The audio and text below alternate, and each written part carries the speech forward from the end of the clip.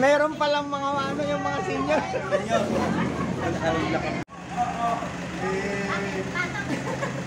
Kaganda lang. Let's go!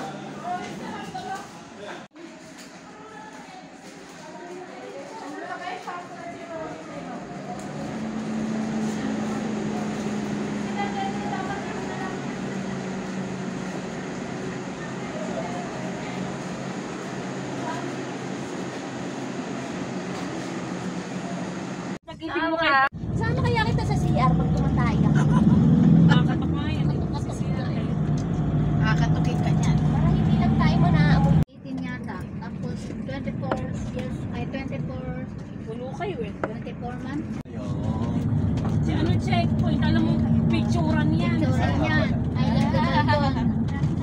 Kami pala nila. Nung nagpicture kami dyan, nung nag-ride kami kasi, makukuha pa sila.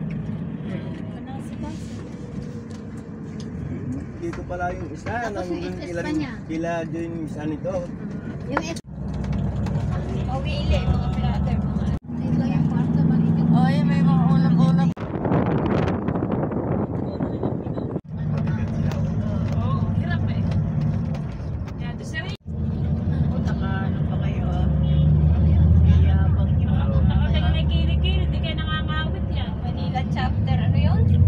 Manila chapter Philippines.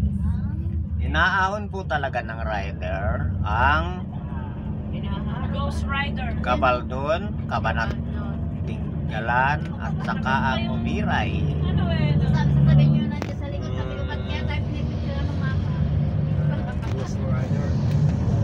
Manila chapter Philippines. Ganda na mga motor nila, oh. Right there. Manila Chapter Philippines. Mabuhay kayo. Talaga naman.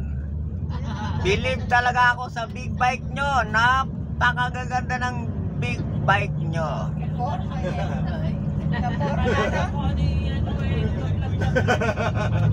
Ayun. Libre na yung cottage natin pag nagwalis ka dyan. Oh, galit na. Galit na galit yung nagwawalis.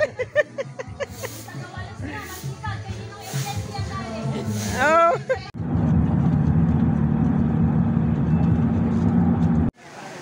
Napaka-presentable po naman talaga ng Stone 8. Kung mamamasdan ninyo, ito po ay talagang press na tubig na nanggagaling po talaga sa mga kabundukan. Ayan po, tingnan nyo naman. Yan ay talagang mga artistahin yan.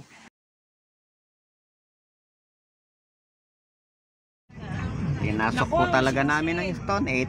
Talaga naman po makulay na makulay itong Stone 8. At naghahanap po kami ng cottage. Kung saan po kami cottage na aming dinitalya doon sa aming pagpasok sa entrance. Ayun na po, malapit na po kami. Ayan, ayan na talaga namang ang gaganda. Hindi malalamig, napakaraming puno. Ayan po. Napakaraming puno. Eto kami lahat dito sa isang van. Ayan. Ayan, tingnan nyo to. Yan. Si Randy yan.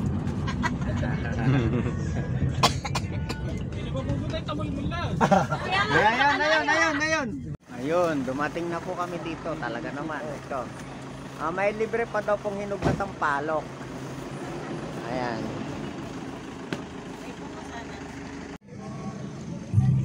Ayan, dito na po kami. Ayun, napakagaganda po ng cottage dito.